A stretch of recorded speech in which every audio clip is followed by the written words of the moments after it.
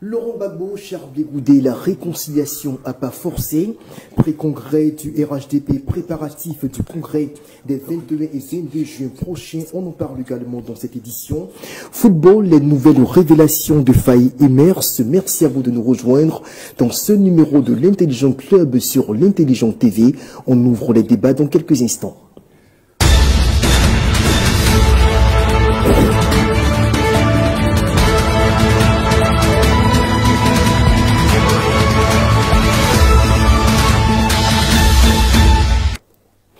Laurent Gbagbo et Charles Blé Goudé, deux figures au destin étroitement lié entre 2002 et 2011 et qui se retrouvent aujourd'hui dans un imbroglio relationnel dont on ignore grandement la teneur. L'on remarque notamment que l'ancien président évite soigneusement de mentionner le nom de l'ex-chef des Jeunes Patriotes dans tous ses discours politiques, comme ce fut encore le cas le samedi 7 juin dernier lors du meeting qu'il animait dans la commune de Port-Boué à Abidjan. Sur laquelle il n'y a pas Cheikh Tidiane Ka,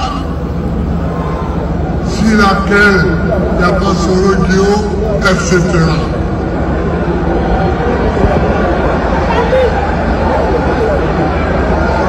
Est-ce que vous avez compris ça? Jean-Richard Nguesson, Soro Djabiga, bonsoir et merci d'être encore là pour décrypter l'actualité. C'est un plaisir pour moi d'être présent pour décrypter l'actualité avec en compagnie de Jean-Richard. Bonsoir à tous. Absolument. Et merci de votre fidélité. Merci également à tous les deux. Alors Soro Djabiga, je commence avec vous. L'on a tous suivi la déclaration de Charles Blé Goudé qu'il a tenue hier soir et qui est largement relayée par les réseaux sociaux proches de son camp politique. Mais on a tout d'abord cette déclaration que l'on vient de faire passer de Laurent Gbagbo qui encore le samedi 7 juin dernier lors de son meeting à Port-Boué a évité de citer le nom de Charles Blé Goudé parmi les exclus de l'opposition de la course à la présidentielle. Qu'est-ce que cela vous inspire comme commentaire? Je suis tombé sous l'admiration de la déclaration de Charles Blé Goudé. Et tout d'abord, les propos de Laurent Gbagbo. Oui, vous savez, vu que ça concerne spécifiquement Charles Blé Goudé, dans ce cas précis, voilà, on se penche là-dessus et tout le monde se meut, d'autres commentent de diverses manières. Mais Laurent Gbagbo, dans sa méthode, il a fait cela avec Afin N'Guessan. Quand il est revenu de la haie et qu'il était question de créer un nouveau parti politique, il évitait sciemment de prononcer le nom d'Afin N'Guessan chaque fois qu'il devait aborder la question du FPI. Laurent Gbagbo, il est dans sa méthode, c'est sa démarche.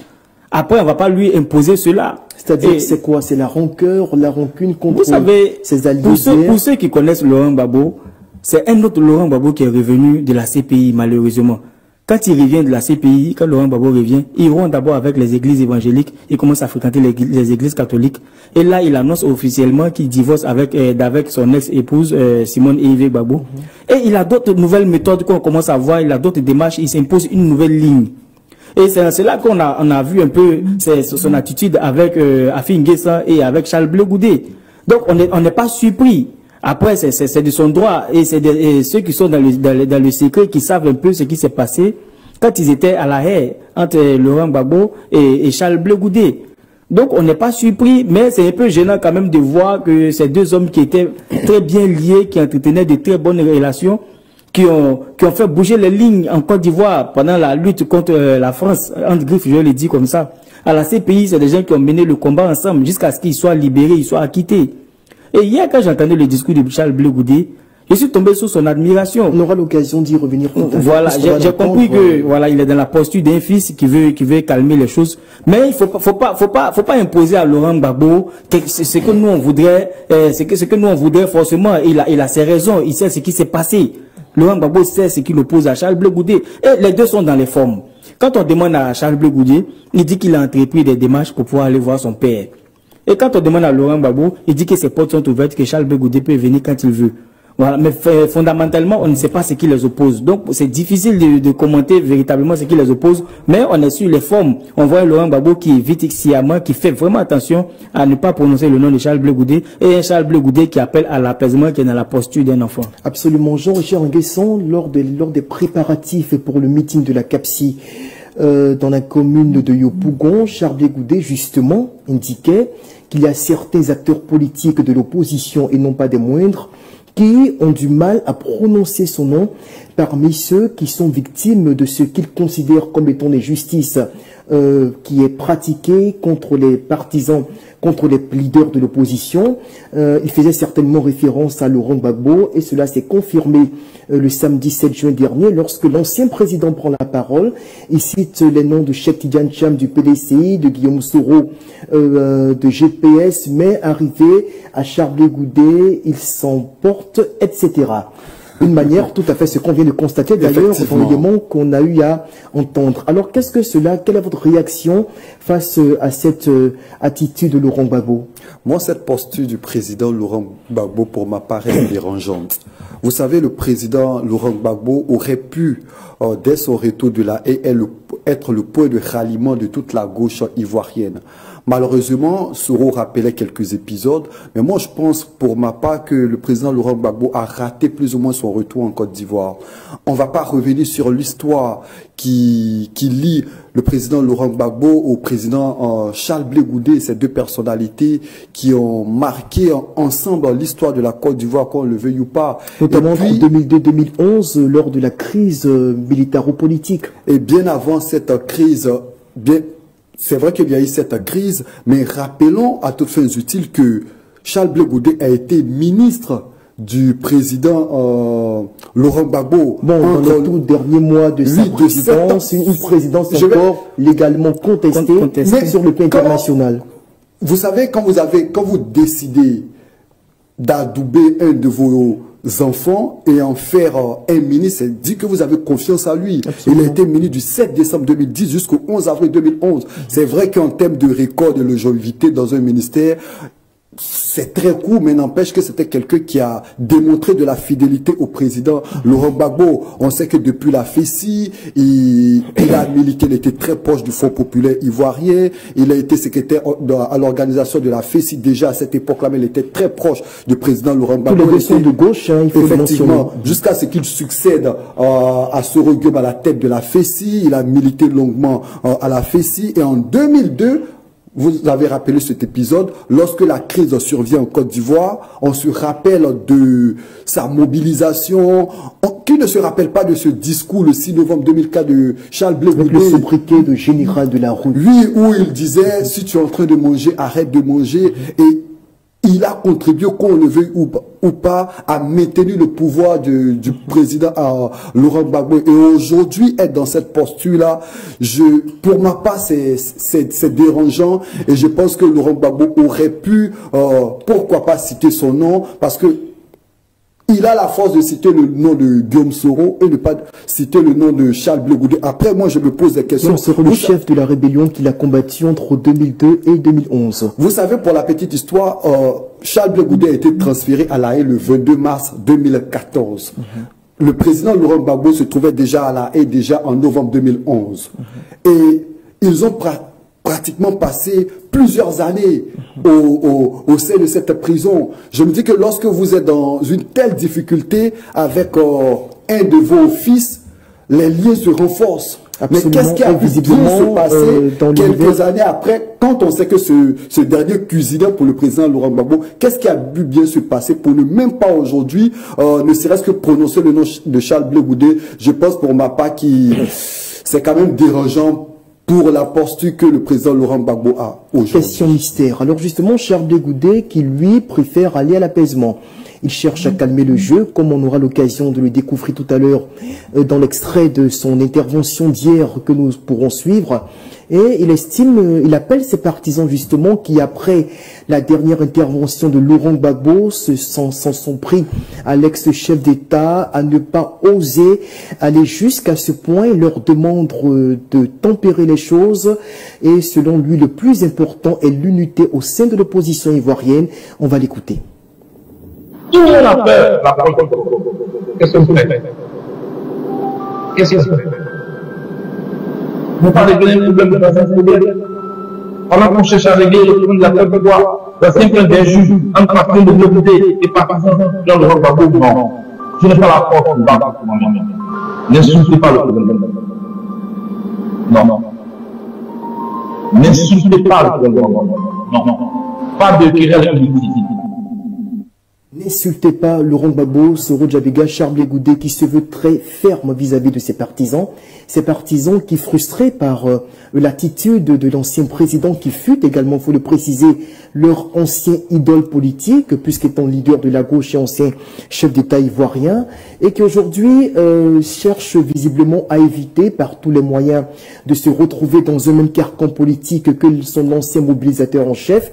Alors il répond à Laurent Gbagbo, peut-être de la sorte, ne l'insultez pas. Il va à l'apaisement, commentaire sur la réaction de Charles Blé Goudé, là où on s'attendait peut-être à une sorte de réplique assez envenimée. Vous savez, c'est pas facile d'être ignoré de cette façon-là. Je trouve que c'est vraiment frustrant et je comprends un peu les partisans de Charles Blé Goudé qui sont sortis aussitôt que la déclaration de Laurent Gbagbo est passée, qui sont sortis sur les réseaux sociaux, qui sont montés sur des panels TikTok, etc., pour injurier le président, pour l'attaquer, attaquer son intimité, sa famille.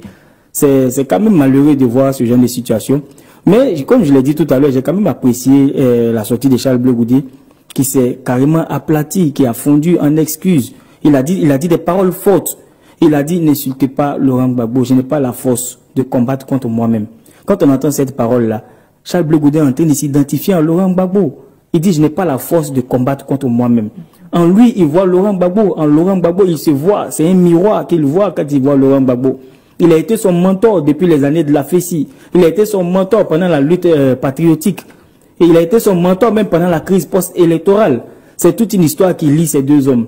On en vient à se demander finalement, mais qu'est-ce qu'il a bien pu faire? Qu'est-ce que Charles Blé Goudé a bien pu faire pour que Laurent Gbagbo le tienne à l'écart, au point de ne même pas pouvoir prononcer son nom? Sinon, d'aucuns vont me jusqu'à se demander, mais c'est qui le fautif d'entre les deux? Parce qu'on a l'un qui semble garder une rancœur tenace vis-à-vis de l'autre, quand l'autre, lui, estime qu'il veut je suis dans une logique, parce que là, on sent que c'est Charles Blé Goudé qui est demandeur, et c'est Laurent Gbagbo qui est ferme sur sa position, qui ne veut pas le voir, qui ne veut pas pardonner, s'il y a problème véritablement, mais on sent que c'est Laurent Gbagbo qui ne veut pas entendre parler de Charles Blé Goudé. Voilà pourquoi j'ai dit, qu'est-ce que Charles Blé Goudé a bien pu faire? Si c'est pas le cas, c'est que son petit jeu de victimisation marche bien.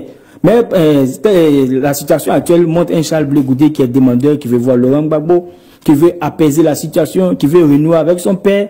Quoi qu'il a décidé de voler de ses propres ailes maintenant en créant son parti politique, ça devait être une fierté. Ce n'est pas aujourd'hui. Charles Blé Goudé n'a jamais milité au sein du Front populaire. On en a parlé. Durant son parcours, durant un pan de son parcours, il a connu un compagnonnage avec le FPI. Oui, compagnonnage idéologique. Voilà, mais il n'était pas FPI.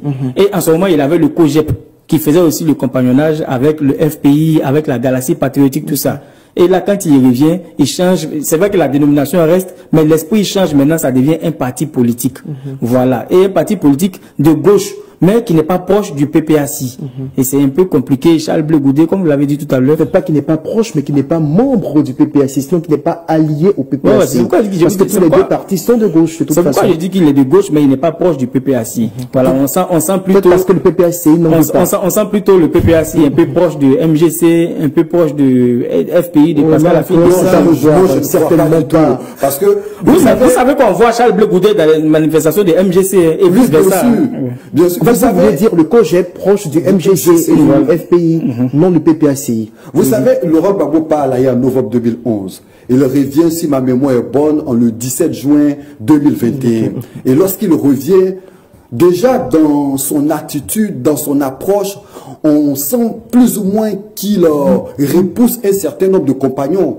À aucun moment, on a vu Laurent Gbagbo s'entretenir avec Pascal Affi-N'Guessan, qui a été pourtant son premier ministre, qui a été pourtant le président du FPI et qui a été pourtant son directeur de campagne. À aucun moment, on a vu le président Laurent Gbagbo avec Simon Gbagbo, avec qui il a mené des batailles, avec qui il a été en couple. À aucun moment, on le voit avec des personnalités telles que Mamadou Koulibaly qui ont mené ensemble le combat. Et aujourd'hui, on se pose la question...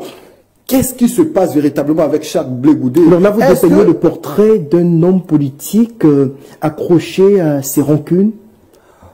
Je ne vais pas parler de rancune forcément, mais après, je me dis qu'il a un certain nombre de problèmes avec des ex-compagnons. Et je me dis, dans sa posture, que vous devez dans sa posture de chef d'État, d'ex-chef d'État, dans sa posture de quelqu'un qui aspire à reprendre le pouvoir et surtout à incarner l'idéal de réconciliation nationale. J'espérais voir un homme qui aurait tendu ses bras à ses ex-compagnons, mais aujourd'hui, pour ce qui nous est donné de voir, je pense que c'est bien dommage. Vous savez, l'analyse est un peu nuancée. À ce stade-là, on ne peut pas parler des rancunes.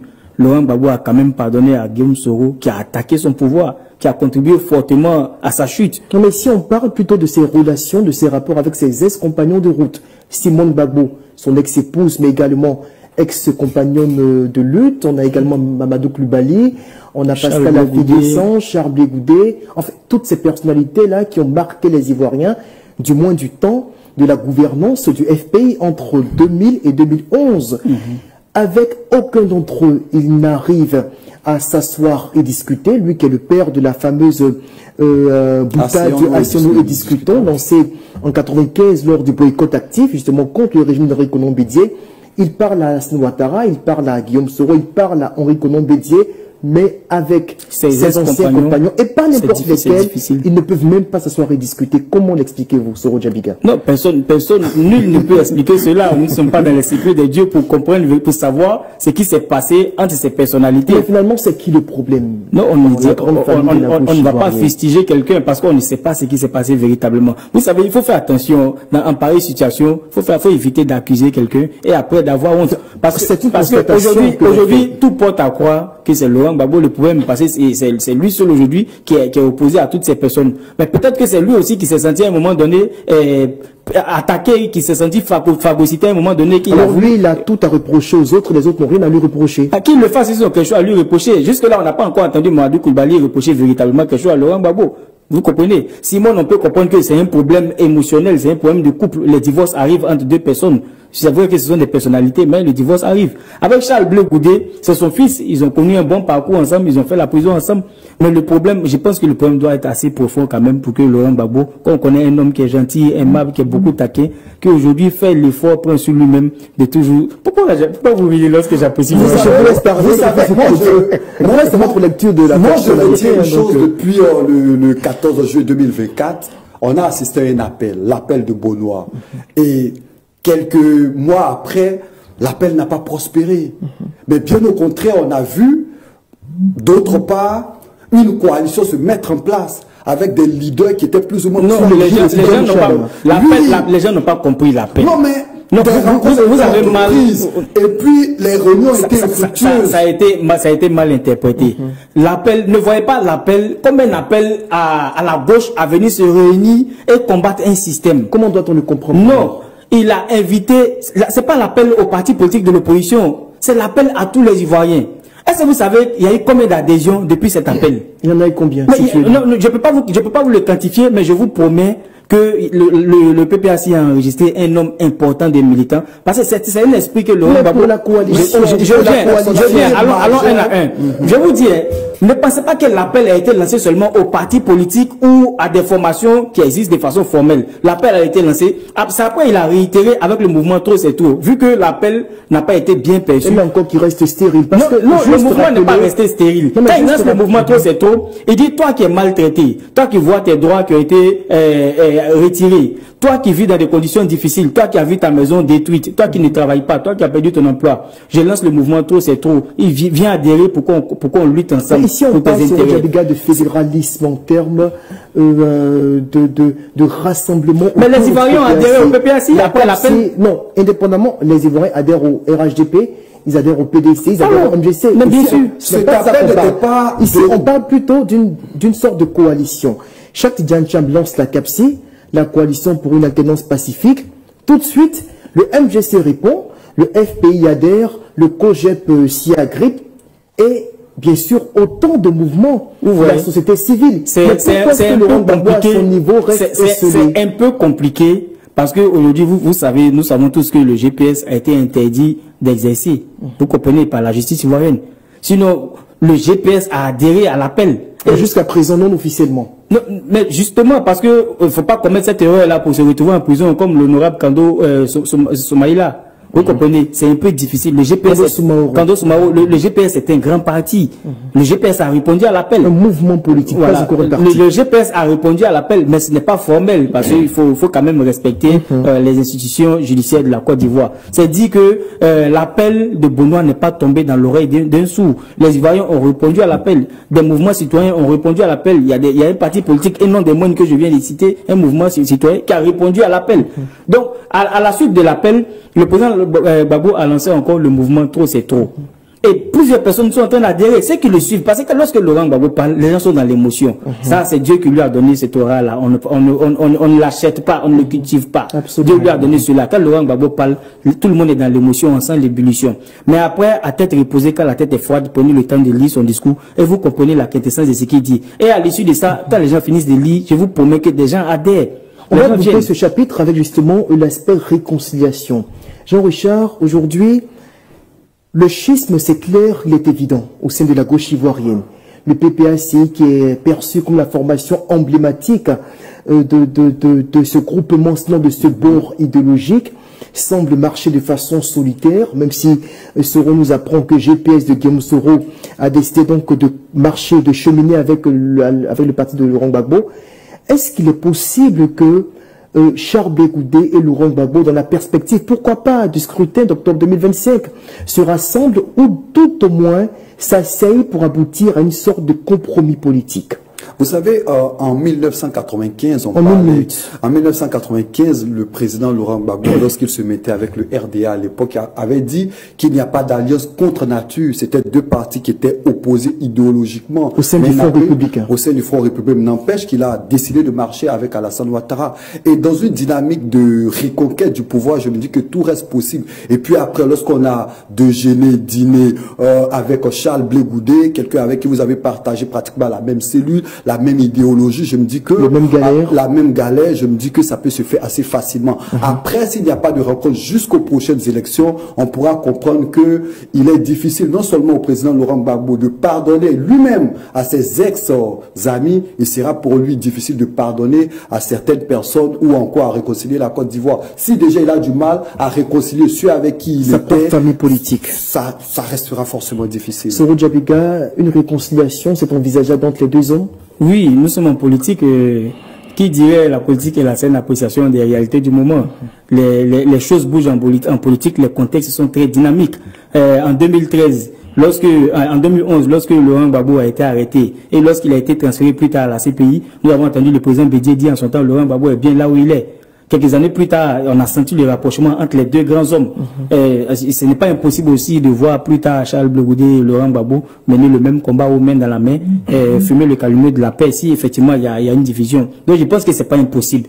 Les deux hommes peuvent se remettre ensemble. Et puis vous savez, pour terminer assez rapidement, vous savez, de 1994 jusqu'à 1998, Charles Blé Goudé était un fervent supporter du Front populaire ivoirien. Et à cette époque, il a été emprisonné plus de 7 ou 8 fois dans son soutien au président Laurent Gbagbo, à l'idéologie du président Laurent Gbagbo. Au nom de la lutte estudiantine, de façon plus formelle. N'empêche qu'il soutenait ouvertement le président Laurent Gbagbo dans son combat. Et je pense que lorsque quelqu'un, depuis son jeune âge, déjà à l'université, vous soutenait jusqu'à une certaine période, jusqu'à ce que vous lâchez le pouvoir en 2011, je pense qu'après, il faut taire toutes les divergences. Non, il faut déjà arrêter d'accuser le président. On va donc migrer vers le second sujet. C'est vrai qu'on reste en politique. Et cette fois-ci, on parle plutôt du parti au pouvoir pour aborder le point sur les pré-congrès et les préparatifs du congrès du RHDP des 21 et 22 juin prochains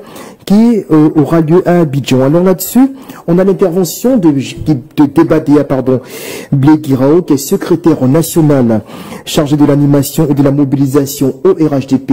Il nous livre ici les grands axes des pré-congrès, comment évoluent les préparatifs, mais également comment est-ce que s'organise le prochain congrès qui devrait logiquement voir Alassane Ouattara être reconduit à la tête de cette formation politique. Qu'est-ce qu'on retient du congrès du RHDP?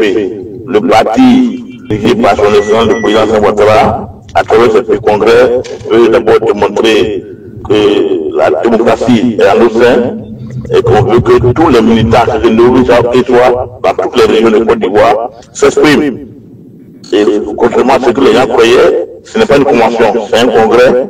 Et le congrès là a à son ordre du jour des points essentiels, dont la révision des statuts réglements intérieurs, dont évidemment l'examen de la vie et du fonctionnement du parti, et puis enfin la politique générale. Donc on appelle tous les militants, quelle que soit leur distance, quelle que soit leur religion, leur lieu d'habitation, à venir évidemment à ce pré-congrès pour évidemment exprimer leurs avis, afin que ce soit pris en compte en termes de synthèse au congrès, pour montrer évidemment qu'à Ouará-ITP, il n'y a pas de division, il n'y a pas d'insubordination, il n'y a pas de petits militants, tout le monde est considéré par la haute direction du parti, et le président du territoire, le ministre d'État, J.P. Kafana, le président, secrétaire exécutif de l'ITP, le ministre gouverneur, secrétaire de Congo, avec tous les collaborateurs s'intéressent là, et c'est pour cela, c'est comment lieu. Aujourd'hui, nous sommes à 2 dernières semaines avant le congrès, et je voulais vous informer que sur les 47 coordinations régionales que nous avons, il y a déjà plusieurs coordinations pré-congrès. Pour ce week-end du 14 mai, nous aurons 16 localités complètes de congrès, à savoir les 13 coordinations régionales du sud d'Abidjan, et puis on aura le sud Pomoué, on aura Ontougo et le Poro. Et ce congrès-là, pour montrer la vitalité du parti, déjà vous le voyez à travers ce qui a été fait, la mobilisation des Ivoiriens, que je ne ou pas, mais qui viennent au meeting de fin de pré-congrès pour montrer évidemment que le travail fait par le président Hassan Ouattara et le RAITP, c'est un travail colossal. Et pour ceux que les Ivoiriens souhaitent que le RAITP et son président continuent ce qu'ils ont pour la Côte d'Ivoire en termes de paix, de cohésion, de travail, de beaucoup de choses pour le bonheur des Ivoiriens. Les préparatifs de 2 ans congrès avancent. Vous savez que le président du parti a nommé le ministre Amédée Kwaku, président du comité d'organisation, et la ministre Mariatou comme la présidente du comité scientifique, qui ont mis en place des équipes qui sont allées travailler. Moi, personnellement, ici, de la commission mobilisation en tant que vice-président, parce que vous savez, je suis le secrétaire national à l'animation en mobilisation du parti, et depuis, nous sommes allés travailler. Ce qui est important, le congrès avance. Vous allez voir que le 21 au palais des oppositions à Port-Boué, où évidemment les congressistes qui sont attendus au nom de 7000 et qui évidemment vont venir plancher sur ce qui a été dit au niveau des tests, au niveau des régions, pour que évidemment on fasse la synthèse et que la Côte d'Ivoire sache ce que la Côte de la RAITP a pu sortir de son congrès, ordinaire. Pour ce qui concerne le meeting de BP, parce que le congrès va terminer en 2 étapes, le 21 c'est studieux, c'est le test au pôle des expositions, à Port-Boué, mais le meeting même qui a démontré la vitalité du parti, après ce qu'on a vu dans toutes les régions de Côte d'Ivoire, ça va se finir au stade BP.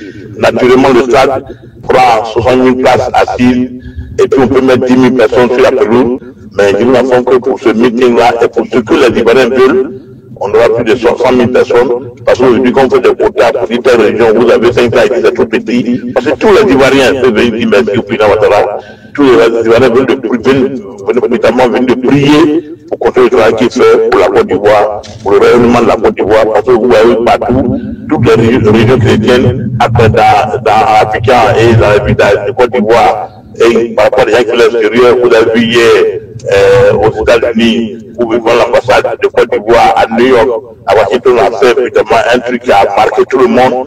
Tous les pays étaient venus déguster les mers et la culture ivoirienne. La Côte d'Ivoire était beau aujourd'hui, et on n'essaie pas une équipe qui gagne. Les Ivoiriens de l'ensemble veulent la paix, veulent la continuité, veulent le développement. Et c'est à travers le RAITP, un parti qui n'est pas théorique, un parti qui n'est pas dans le vous-là, mais un parti qui évidemment veut démontrer que lorsqu'on avance, comme certains le disent, on laisse des traces, mais pas des traces de la théorie, pas des traces dans le paradis, pas des traces dans le rouge-là, mais des traces concrètes, visibles pour la paix et la sécurité des Ivoiriens. Voilà ce que je dis, et on vous dit merci, parce que Soro, en 1 minute, est-ce que l'on s'achemine vers une démonstration de force du parti au pouvoir les 21 et 22 juin prochains? Oui, c'est une évidence. Le pouvoir de mobilisation du RHDP n'est plus à négliger. C'est quand même le parti au pouvoir qui gouverne depuis près de 15 ans maintenant, sinon on dirait depuis 15 ans. Et je retiens 3 choses de l'intervention de Blé Guiraou. Il a dit d'abord que le Congrès permettra de montrer la vitalité du parti au pouvoir. Je viens de le dire, c'est une évidence. Il a aussi dit que ce Congrès-là, ça fait partie des tests. Ce Congrès permettra de connaître les résolutions qui ont été faites dans toutes les bases où il y a eu les pré-congrès. Il a conclu, il a terminé pour dire que le RHDP n'est pas dans le vuvuzela et le RHDP est dans le concret. Il a laissé des traces. Le RHDP a construit, il a travaillé. C'est quelque chose qui m'a quand même marqué. Et si tant est que le RHDP travaille véritablement, pourquoi prendre le risque d'embraser la situation sociopolitique? Pourquoi se donner autant de mal pour crisper la situation politique en retirant ces 4 figures de la liste électorale? Et là, vous rejoignez Évariste Méambli qui estime qu'il faut aller à l'amnistie carrément, pour démontrer la force électorale. Et voilà quelqu'un qui force mon admiration. Depuis un moment, il prend le risque quand même de sortir. Vous parlez d'Évariste Méambli, voilà. Il prend le risque quand même de sortir la tête et on sent une certaine lucidité dans son propos. Au départ, son intervention a été interprétée de diverses manières. On se disait qu'il veut rebondir politiquement. On se disait que ça a été suscité au plan interne. Mais là, on voit quelqu'un qui est un peu lucide, qui quand même dénonce des bavures, qui dénonce des travers du pouvoir en place.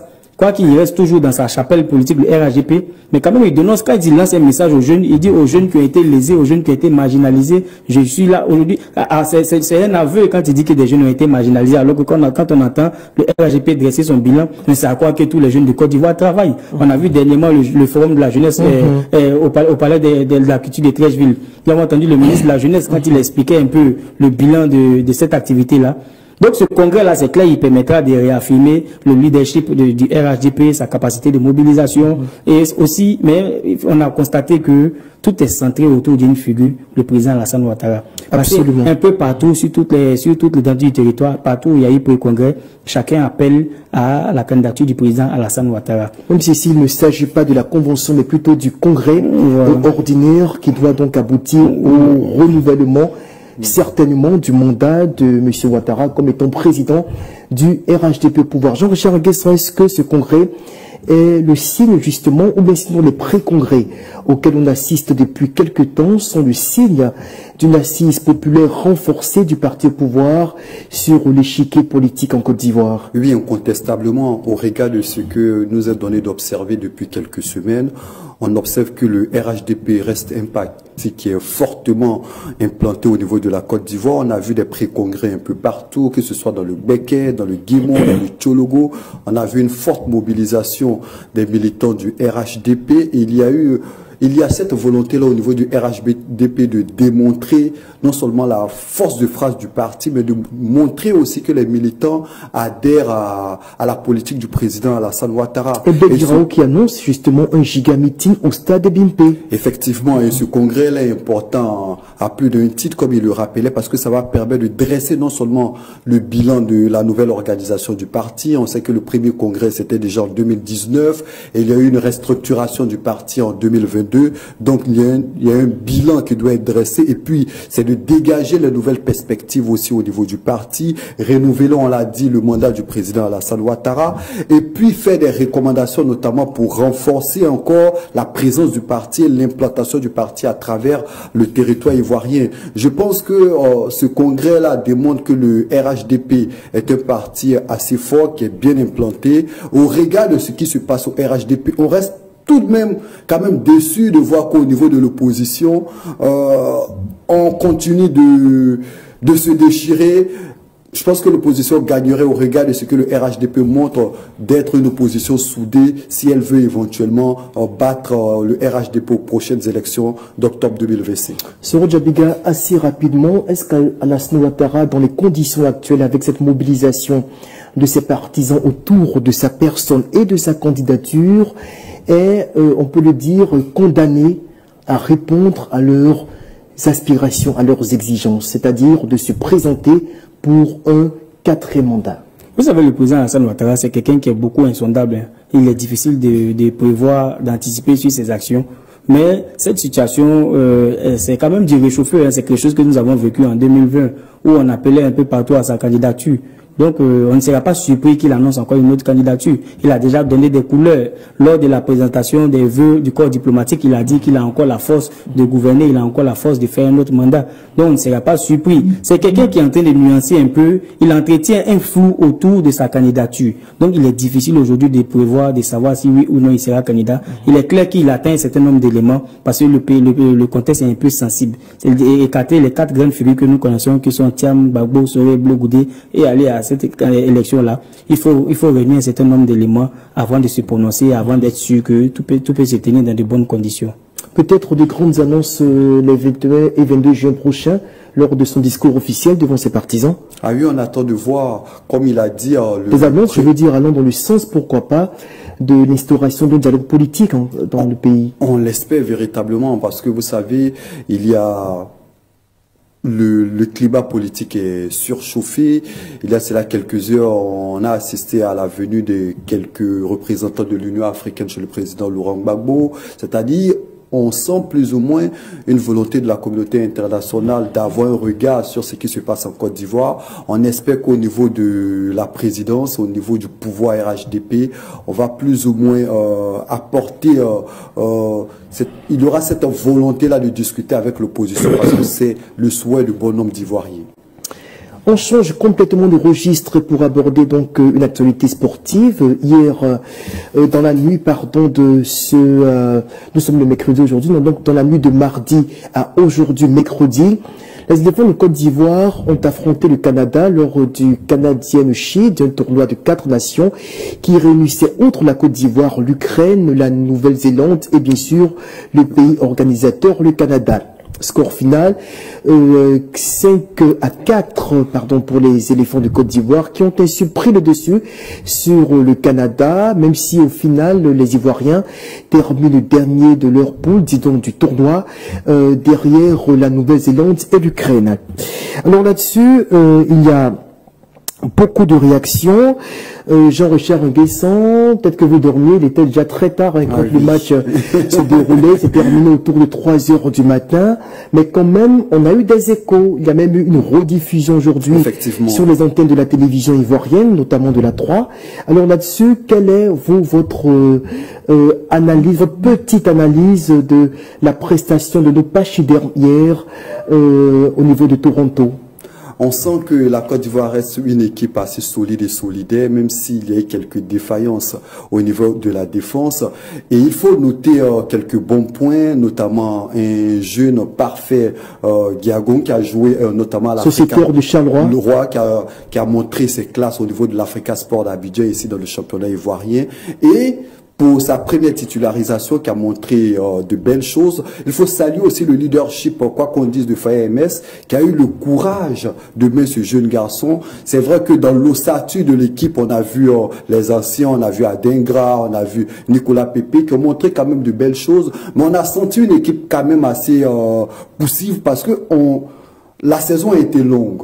Et en fin de saison, on sent forcément qu'il y a le poids de la saison, une certaine lourdeur, il manque cette fraîcheur technique qu'on a en début de saison, mais n'empêche qu'on a vu une équipe de la Côte d'Ivoire assez volontaire, déterminée. Et puis on salue aussi le leadership de Faye, même si pour certains, il aurait dû aller avec la volonté, non pas de faire un certain remaniement, de faire jouer certains nouveaux joueurs, aller avec cette volonté-là de démontrer que la Côte d'Ivoire reste le champion d'Afrique, mais il a tenu à ce tournoi-là de faire quelques réajustements techniques, d'où la titularisation de Parfait qui a montré de belles choses. Parce qu'il faut le rappeler, il y a assez longtemps que la Côte d'Ivoire ne joue pas forcément avec un 10. Et je pense que ce garçon a montré de belles choses. Et je pense qu'il y a à espérer pour les lendemains au niveau de l'équipe nationale de la Côte d'Ivoire. Avant de permettre à Soro Djaviga de dire un mot sur ce match que beaucoup d'Ivoiriens n'ont pas pu suivre, malheureusement, puisqu'il se déroulait, je le répète encore, très tard dans la nuit. On a des réactions, notamment de Koni Komatien, qui est ancien international ivoirien, et qui se prononce sur le coaching de Emers Faé, qu'il apprécie, qu'il veut saluer. Mais à côté de lui, il y a également Anissi Allah, qui est commentateur sportif, qui n'est pas forcément du même avis. Alors, on va écouter ses réactions contrastées et on revient pour le commentaire. Si le management de Faye, moi, ce que je peux apporter un peu comme espérance, je pense que Faye, il fait bien de pouvoir attribuer la chance à tout un chacun, en fait, à tout un chacun, parce qu'on avait ce problème-là avant. Avant, il fallait vraiment au top pour avoir une chance de venir en sélection. Voilà, quand il dit au top, il fallait peut-être dans les grands clubs pour être en sélection. Mais aujourd'hui, les meilleurs joueurs, on ne les trouve pas forcément dans les grands clubs. Tu peux être un très bon joueur, mais être dans un petit club. Et quand tu appelles en sélection, quand il vient, il explose. Et moi, je salue vraiment Faye, ce côté-là. Il donne vraiment la chance à tout un chacun de s'exprimer. Il donne la chance à tout un chacun de pouvoir porter aussi le maillot orange blanc vert et défendre aussi les couleurs de la nation. Et ça, c'est très important. C'est un signal fort aussi qu'il envoie à tout le monde. Il dit, oui, tu peux être dans un petit club, mais si tu es un très bon joueur, on peut t'appeler en sélection. Et c'est à toi de saisir ta chance. Et avant, on n'avait pas cette occasion, en fait. Et moi, je me rappelle bien que les gens luttaient pour ça. Même dans le temps, on se plaignait un peu, mais pourquoi est-ce qu'on n'appelait pas les joueurs qui jouaient le championnat ivoirien? C'était un peu compliqué. Je me rappelle, après cette bataille, je pense qu'on a appelé une fois Yakona Didi en sélection, après il y a Soro Bakary qui a suivi, après il y a eu le gardien Didi Stéphane, et après il y a eu Doubia Mamadou. Donc moi je pense qu'aujourd'hui, vous voyez que KMS donne la chance à tout le monde. Et c'est à toi de se saisir ta chance, parce qu'il a bien une idée sur son équipe. Et ce genre de match-là, c'est aussi important de pouvoir donner la chance aux jeunes. Parce que Faye, il a bien une idée sur son équipe. Il a bien une idée sur son équipe. Et si ce genre de match-là, tu ne donnes pas la chance, c'est dans quel match que tu vas donner la chance? Voilà, on ne va pas attendre seulement qu'il y ait des matchs amicaux contre des petites nations. Non, c'est aussi, même contre des grandes nations du foot, il faut se donner la chance aux gens de pouvoir s'exprimer.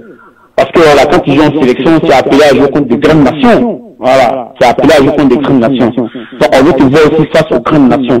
Et si tu arrives à élever le niveau, si tu arrives... Ce tournoi s'apparente à la Coupe intercontinentale qu'on a livrée en septembre 1992, après avoir été champion avec Guillaume Martial.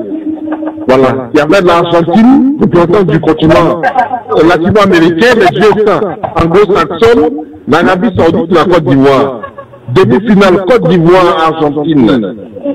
On a été battu 4-0. L'Arabie Saoudite a battu les États-Unis 2-0. Et en mode de classement, la Côte d'Ivoire a été battue par les États-Unis 5-2. Et on a terminé dernier de notre poule. Le constat que je fais, à Riyad, on est parti sans nos professionnels. On est parti seulement avec deux professionnels. Là, on devait rencontrer l'Argentine de Diego Maradona. Et là encore, c'est un tournoi un peu analogue auquel on va, au Canada, en étant champion d'Afrique. Et on va pour essayer des joueurs. Non, c'est pas un tournoi comme ça qu'on va essayer des joueurs. C'est-à-dire que c'est un tournoi où on cherche à gagner son match. Quand on s'est positionné maintenant au niveau du classement, le second match, on peut faire des essais en cherchant un match nul. Mais dans tous les gens, on ne peut pas aller remanier une équipe pour voir. Non, c'est-à-dire l'entraîneur ne sait pas ce qu'il veut. C'est-à-dire qu'une équipe nationale, il faut travailler sur des automatismes, sur des actifs. Non, remanier pas une équipe nationale, on va un tournoi pour le remporter. C'est pas un match amical, c'est un tournoi. Voilà, on est classé dernier. On ressemble à quoi?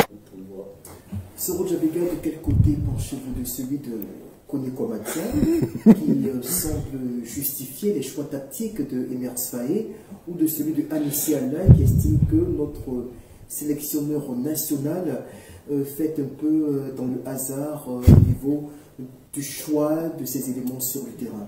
Oui, entre ces deux analyses, ma position est un peu nuancée.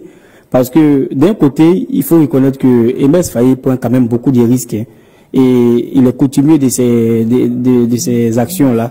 Depuis la CAN déjà, le MS Faye prenait des grands risques avec des remplacements en positionnant des joueurs au début du match, si bien que des internautes même avaient caricaturé cela en disant que si MS Faye te demande de laisser ta copine, il faut le faire parce qu'il sait pourquoi il le dit. Il prenait des grands risques et ces risques-là nous ont conduit à la victoire. Nous avons contre l'Uruguay, par exemple. Nous avons remporté la CAN. Mais contre l'Uruguay, par exemple, voilà un exemple assez éloquent. Je pense que de l'autre côté aussi, vous savez, la Côte d'Ivoire regorge tellement de grands joueurs. Nous savons plus de 500 joueurs professionnels qui jouent à l'extérieur. Et c'est pendant les grandes rencontres qu'il faut donner la chance aux joueurs de s'exprimer et former une équipe type. On va à une compétition décisive, une grande compétition qui est la prochaine CAN au Maroc. Et c'est maintenant qu'il faut former l'équipe. Quand même, on va pas repartir encore avec cette équipe qui a remporté la CAN. On connaît les déboires que nous avons essuyés au début de cette compétition. Il faut former une équipe assez solide. Et Faye Mers est dans cette logique-là. On ne le comprend pas. Mais lui seul sait où il va. Et quand un leader emprunte un chemin, il faut qu'il reste concentré là-dessus. Il ne faut pas qu'il se laisse distraire.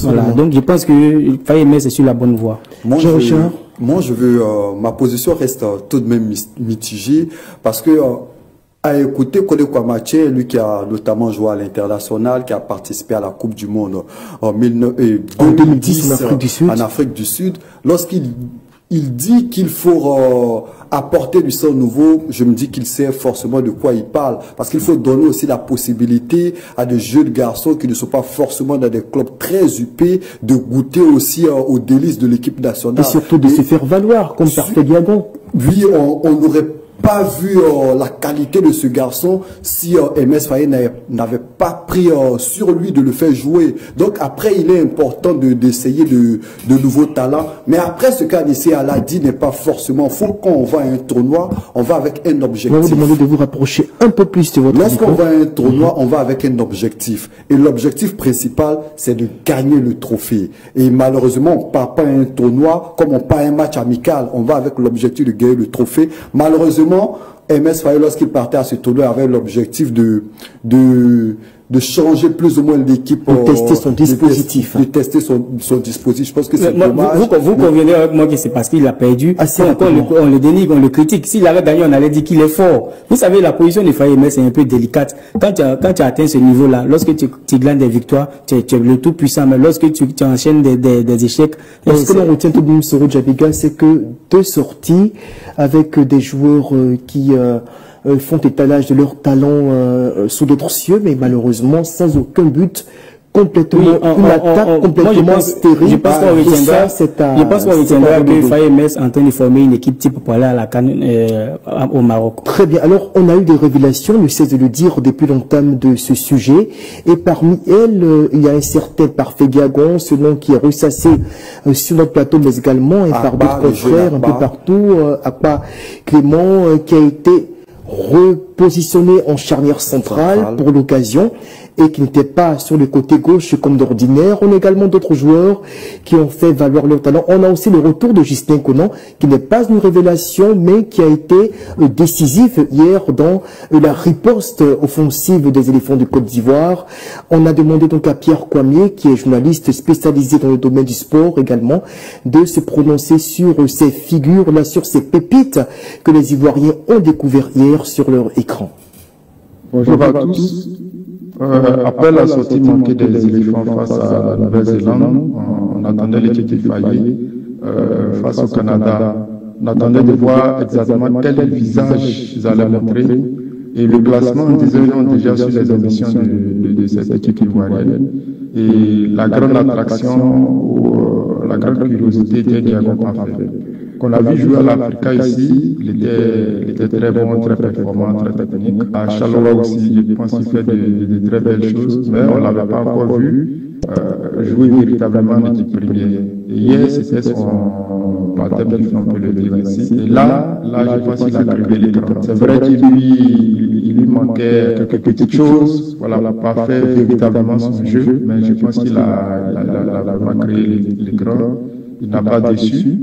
On attendait de voir, il y a longtemps qu'on n'avait pas vu un véritable numéro 10 au sein de l'équipe de la Côte d'Ivoire. Et hier, il a essayé quand même de jouer ce rôle, faire le lien entre le milieu du terrain, l'attaque et le milieu du terrain. Et je pense qu'il a soutenu son rôle. En défense également, on avait M. Akpa Clément, qui ses premières sorties avec les éléphants n'a pas rassuré, mais hier, il a été vraiment solide, il a été vraiment un grand défenseur. Et à côté gauche également, on avait Clomandé Gislain, qui est resté égal à lui-même, qui a performé, qui a fait les allées et venues, le flux et le reflux. Voilà, avec ses centres millimétrés, ses centres cordons et tout ça. Et ce sont les trois joueurs-là. Bon, Yannick Kessier-Flotte, lui, on ne parle plus de lui parce que voilà, c'est le capitaine, il a toujours été performant, il a toujours répondu présent devant tous les matchs. Le fameux parfait Gagon de qui la Côte d'Ivoire attendra certainement énormément lors des prochaines sorties de la sélection nationale. Jean-Pierre Anguessan, on aurait bien voulu commenter les propos de Pierre Kwame, mais malheureusement, le temps qui nous est imparti court à son terme. Rapidement, votre vue de presse quotidienne. Merci Adji et puis merci de votre fidélité également. Ouvrons cette revue de presse avec l'intelligent d'Abidjan qui barre à sa une non-respect du code de l'assainissement et du drainage, la prison et 200 millions de francs CFA d'amende. Rappelons que le ministre de l'hydraulique, de l'assainissement et de la salubrité, M. Boaké Fofana, était face au Sénat pour présenter ce code de l'assainissement et du drainage. Congrès du RHDP est également au cœur de l'actualité. Le comité d'organisation en inspection, c'était au stade EBMP. Et puis les sapeurs-pompiers militaires sont également à la une de cette actualité. Le chef du bureau opération du groupement des sapeurs-pompiers militaires, M. Boni Nebalandri, a accordé une interview à l'intelligent d'Abidjan et il rappelle que 110 interventions par jour en moyenne. Et puis demain sur Facebook, Gbagbo en lettres ouvertes. Et puis l'intelligent d'Abidjan a accordé un entretien à Eric Babou, l'ex-international ivoirien qui évolue notamment à l'Africa Sport et à Toulon en France. Et dit pourquoi je suis candidat à la présidence de l'Africa Sport. Et puis poursuivons cette revue de presse avec Fraternité Matin, le quotidien gouvernemental présidentiel 2025. Awan Doli, Alassane Ouattara est un entraîneur, un capitaine et un buteur. Poursuivons cette revue de presse en nous arrêtant sur le titre de l'Inter qui barre à sa une deuxième congrès ordinaire du RHDP vers un plébiscite d'Alassane Ouattara.